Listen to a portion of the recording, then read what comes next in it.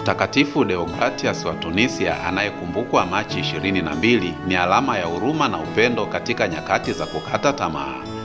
Kwa miaka 14 mfululizo jimboni Carthage kulikosekana askofu kwa matokeo ya kufukuzwa kwa askofu wa awali na mapadre wake. Watu walihitaji mwongozo wa kiroho, ndipo Deogratias alipokuja akileta matumaini kwa waamini. Kama askofu alionyesha huruma na uongozi wa kipekee. Aliuza hazina za kanisa ili kununua uhuru kwa watumwa waliotekwa na akageuza basilika kuwa sehemu za hifadhi, akitoa vitanda na chakula kwa waliohitaji.